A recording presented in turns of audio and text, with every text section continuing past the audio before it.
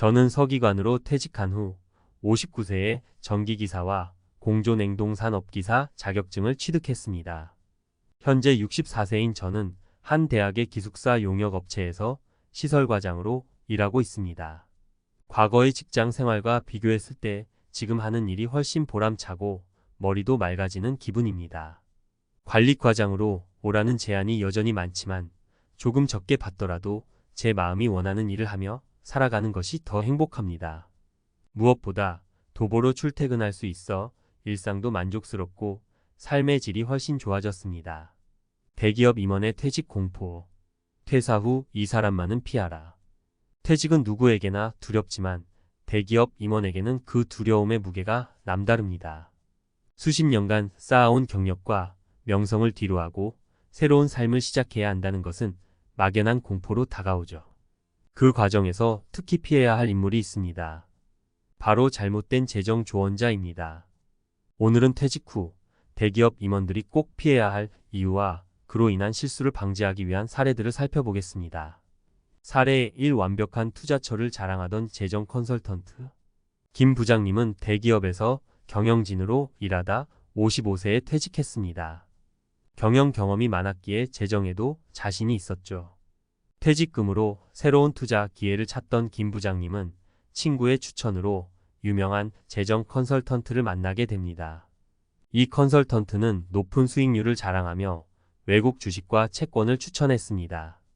김 부장님은 의심을 했지만 전문가의 말이니 믿을 수 있겠지라는 생각에 결국 전 재산을 투자하게 됩니다.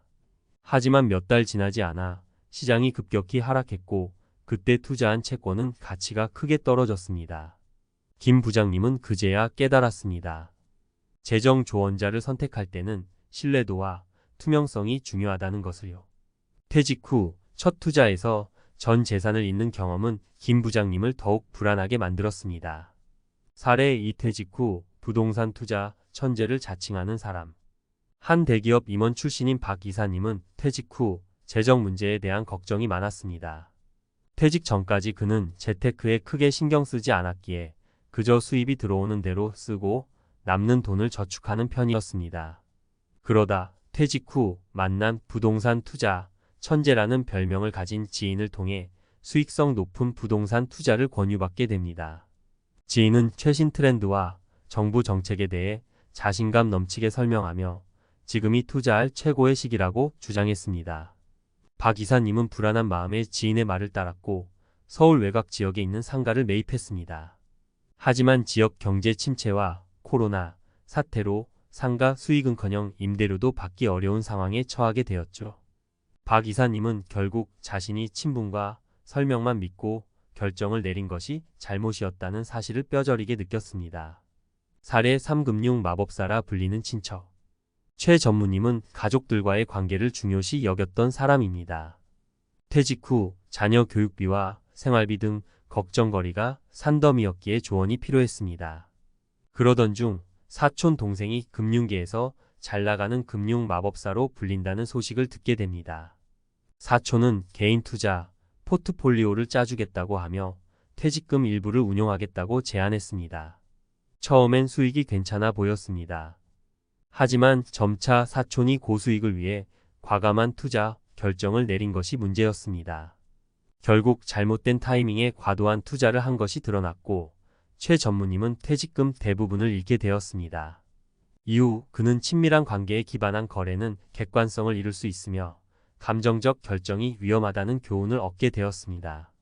퇴직 후 피해야 할 인물 그리고 우리가 배워야 할 점. 이 세 가지 사례에서 공통적으로 드러나는 것은 퇴직 후 재정 결정을 내릴 때 믿을 수 있는 전문가를 선택하는 것이 중요하다는 점입니다. 감정적 접근을 피하라. 친밀한 관계나 감정적인 이유로 재정 전문가를 선택하면 객관성을 잃을 수 있습니다. 다양한 의견을 비교하라. 한 사람의 말만 듣고 전부를 맡기기보다 여러 전문가의 의견을 듣고 비교하는 것이 필요합니다. 투명성과 신뢰를 확인하라. 투자 관련 정보가 투명하고 신뢰할 만한지를 항상 점검해야 합니다. 퇴직 후 안정적인 삶을 위해서는 누구의 조언을 듣고 어떤 결정을 내리느냐가 큰 차이를 만듭니다. 퇴직 후 새로운 길을 준비하는 모든 분들이 이 글을 통해 조금 더 현명한 선택을 하기를 바랍니다. 퇴직 후 재정 전문가를 선택할 때의 필수 지침. 퇴직은 누구나 맞이하는 중요한 전환점입니다.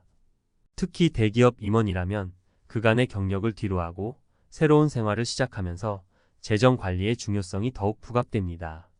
오늘은 퇴직 후 재정 전문가를 선택할 때 반드시 알아야 할 필수 지침을 살펴보겠습니다. 앞서 말씀드린 사례들을 통해 배운 교훈을 토대로 임원급 퇴직자들이 재정 관리를 실패하지 않기 위한 실질적인 방법을 알려드리겠습니다. 1. 전문가라는 이름의 함정에서 벗어나기. 먼저 재정 전문가를 선택할 때 가장 흔한 실수는 그저 전문가라는 타이틀만 보고 믿어버리는 겁니다.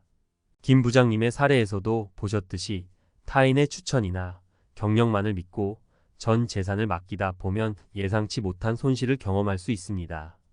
중요한 것은 그들이 실제로 얼마나 신뢰할 수 있는지, 어떤 방식으로 운영하는지 명확히 아는 겁니다.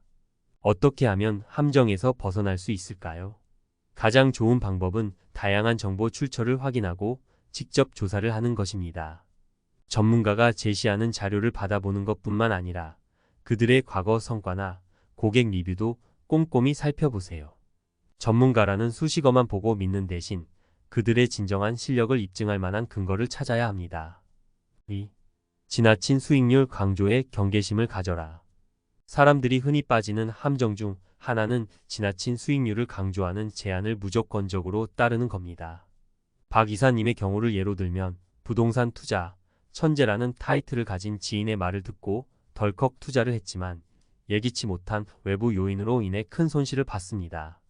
이는 누구에게나 일어날 수 있는 실수입니다. 특히 퇴직 후에는 수익보다는 안정성을 중시해야 합니다. 안정적인 수익을 창출할 수 있는지, 혹은 투자, 자산이 어느 정도 리스크를 수반하는지를 먼저 파악하는 것이 중요합니다. 화려한 수익률을 앞세운 최고의 투자라는 말은 누구에게나 매력적이지만 그 속에 감춰진 리스크를 간과하면 안 됩니다. 그래서 투자 전에 리스크 관리 전략과 최악의 경우에 대한 대처 방안을 꼼꼼히 따져보는 것이 필수입니다. 3. 친밀한 관계일수록 조심하라. 최 전무님의 사례는 친밀한 관계가 오히려 독이 될 수 있음을 보여줍니다. 사촌이라는 친근한 관계에 의지해 재정 결정을 내리다 보면 냉정하게 판단해야 할 순간에도 감정이 앞설 수 있습니다. 특히 가족이나 친한 지인과의 관계는 감정적인 요소가 강하기 때문에 판단이 흐려지기 쉽습니다. 그렇다면 어떻게 해야 할까요? 가장 좋은 방법은 친한 사람과 재정적 거래를 할 때는 전문적인 관점을 유지하고 그들의 제안도 하나의 옵션으로만 받아들이는 겁니다. 또한 외부 전문가의 의견을 통해 균형 잡힌 결정을 내릴 수 있도록 해야 합니다. 아무리 친밀한 관계라도 재정 관리에서는 감정이 아닌 이성을 바탕으로 판단해야 합니다. 4. 재정 전문가와의 협력. 어떻게 해야 성공적인가? 재정 전문가와 협력할 때 가장 중요한 것은 소통입니다. 일방적으로 조언을 듣고 따르는 것보다는 나의 상황과 목표에 맞게 논의하는 과정이 필요합니다. 이때 적극적으로 질문하고 이해되지 않는 부분은 명확히 짚고 넘어가는 것이 좋습니다. 전문가와의 관계는 일종의 파트너십입니다. 단순히 지시를 따르는 것이 아니라 함께 고민하고 방향성을 잡아나가는 것이죠. 또한 투자, 포트폴리오나 재정관리 방안에 대한 구체적인 문서와 전략을 검토하는 것도 중요합니다. 단순한 말이나 구두 약속이 아닌 문서화된 자료를 통해 신뢰성을 확인해야 합니다. 만약 전문가가 문서화된 계획을 꺼리는 경우 그 전문가와의 협력을 재고할 필요가 있습니다. 5. 지속적인 모니터링과 조정. 마지막으로 퇴직 후의 재정 관리는 한 번의 결정으로 끝나는 것이 아닙니다. 김 부장님, 박 이사님, 그리고 최 전무님 모두 초기 결정 이후 지속적인 모니터링이 부족했던 점이 문제였습니다.